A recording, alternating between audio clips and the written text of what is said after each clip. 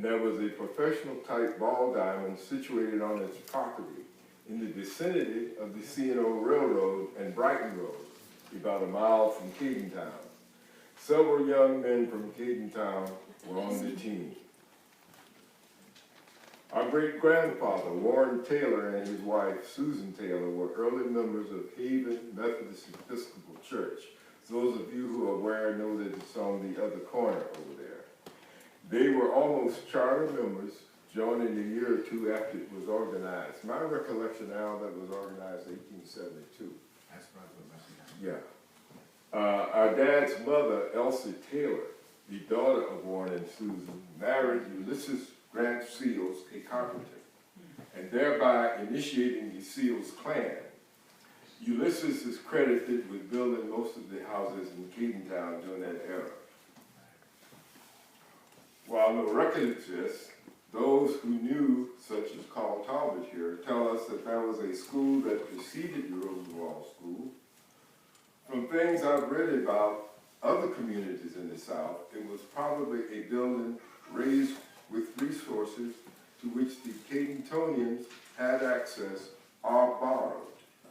It probably wasn't formally finished on the inside, and perhaps not even on the outside. Also, don't forget, the local Cadentonians had to raise their part of the funds to build the Rosenwald School. The Cadentown Neighborhood Association and other agencies, which Al has already alluded to, are to be commended for assisting the neighborhood in bringing about the restoration of this building.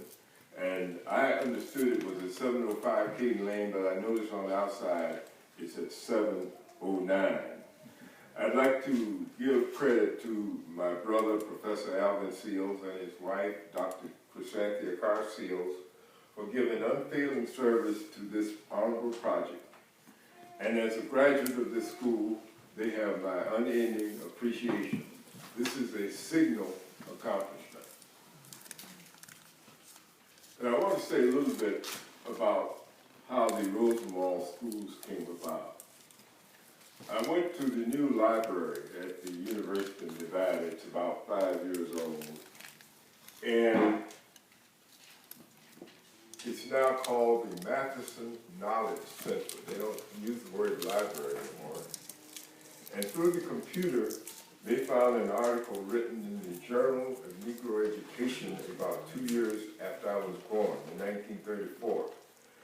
There were some 21 pages in this article. It had excellent information about Rosenwald and Rosenwald schools. One of the things you need to know is that early in the 20th century and in the late 19th century, most blacks in the South lived in the rural areas. They did not live in the cities as we have become acquainted now. Julius Rosenwald was a Chicagoan, served on the Board of Trustees of Tuskegee Institute, now called Tuskegee University.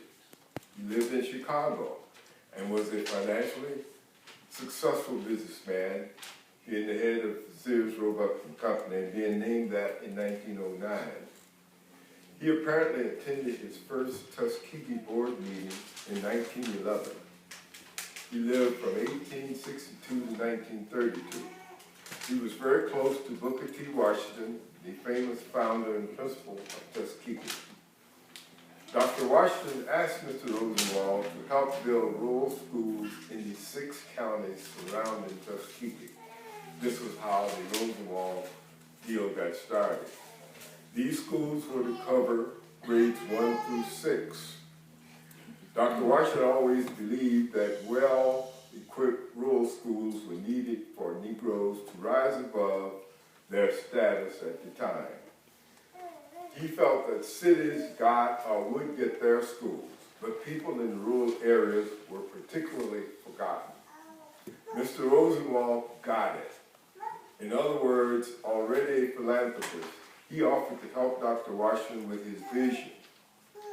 He initially gave Dr. Washington $30,000 for his vision of rural schools.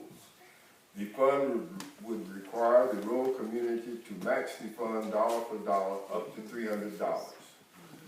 $2,100 of this was used to build the 6 schools that Dr. Washington asked for. This project proved to be very, very successful, well beyond expectations. In a letter written to Mr. Rosenwald on October the 15th, 1915, Dr. Washington told of expressions of gratitude from, quote, the most humble classes of colored people, unquote, and, quote, expressions of approval that now come from white people who a few years ago would not think of anything bearing upon Negro education, unquote. Later, the Julius Rosenwald Fund was incorporated in 1917, with the main activity being the stimulating of construction of rural schools for Negroes of the southern states. The first Rosenwald school was built at Rocho Poco in Lee County, Alabama. The total cost of the building was $795, with $300 contributed by Mr. Rosenwald. By 1915, 111 schools had been built, with Alabama having the most with 92. Several more were built in Arkansas, Georgia, North Carolina, Tennessee, Mississippi, and South Carolina. In 1916, a year later, the number had reached 142, with Virginia being added to the network. Dr. Washington and Mr. Rosenwald had projected the erection of 100 schools in 5 years, but the movement was so popular among the rural people that people started raising money for a school without any real contact with the officials operating the fund. The program was supervised on the ground by the Extension Department of Tuskegee. Seeing such interest, Rosenwald decided on a second 100 schools. Even this didn't meet the demand. So 9 months later, in November 1916, he decided to up the ante to a total of 300 schools. This still didn't meet the demand. So in 1917, he announced his intention to support another 300 schools in 10 states. The allotment for each school went up to $400 rather than the $300. We formally created the Rosenwald Fund in October 1917, which did other things in education, but its main emphasis remained rural schools for Negroes. Okay, and I want you to pay attention to these figures. By 1927, after starting in 1912, there were 3,769 Rosenwald schools had been created. Kentucky had 142 of these. 3 years later, this shows how fast it was growing, they had almost 1,000 more schools, 4,762 in 14 southern states. The total dollars spent by the Rosenwald Fund on buildings by fiscal year 1930 was $25,342,000.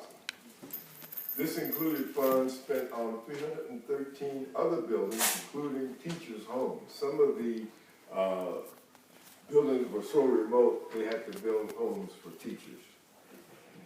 Negroes, of that 25 million, rural Negroes raised $4,479,000 of these funds, or 17.67%.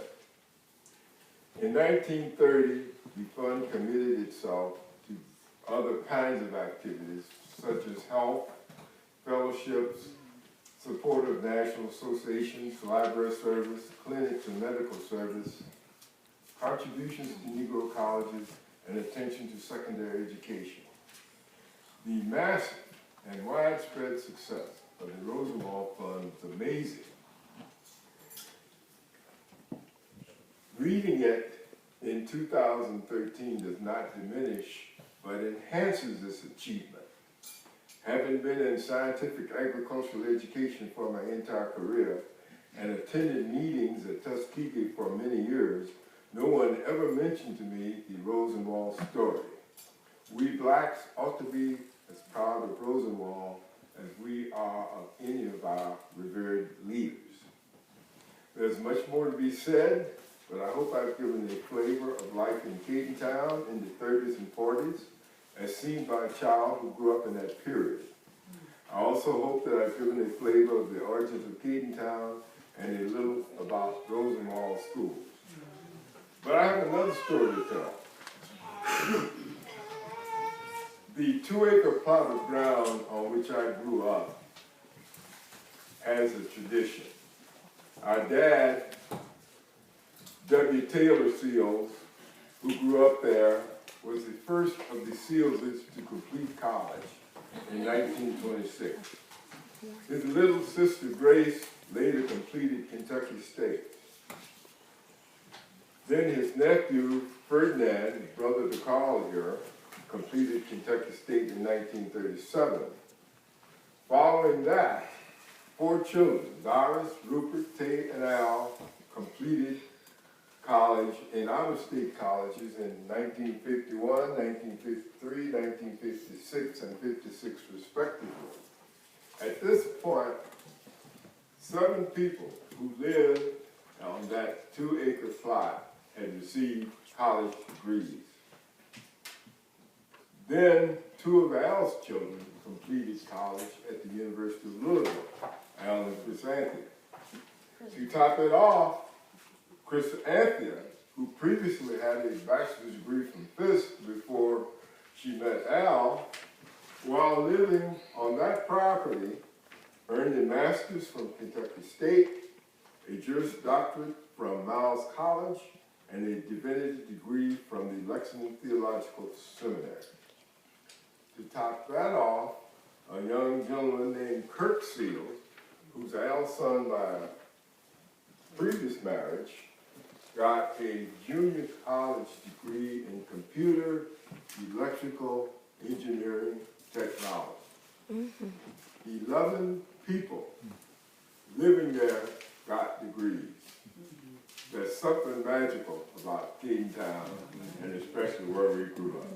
Thank you very much.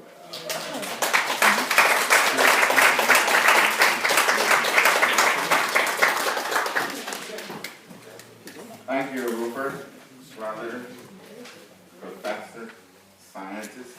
Again, a challenge for the young. Most of them aren't here. We need the 7, 8, and 9, 10-year-old young people here to get challenged by such a young man as Rupert, young man. Okay, let us move on. The roll call will be taken care of by my niece. She is here. Come on up, my lady. Her name is Dorcea Brown, granddaughter of Doris Brown, an alumna of this school. Good morning. If you are present, please stand to be recognized if you are able. Della, and these are the known living alumni of Cadentown Rosenwald Elementary School. Della Harris Brown, Doris Seals Brown, Amos Carter Jr., Margaret Carter, Margaret Conley, Chester D. Harris, Sarah Lee Harris, William Harris Jr., James Harris, Robert Houston, Emma Morton Howard, Anna Logan, Betty Logan, Joanne Logan, Peggy Logan, Harvey Robinson Jr., Alvin M. Sills, Rupert G. Sills, Wilford Tay Sills, Carl C. Talbert, and Gladys Hayes. These are the known living alumni of Cadentown Rosenwald Elementary School.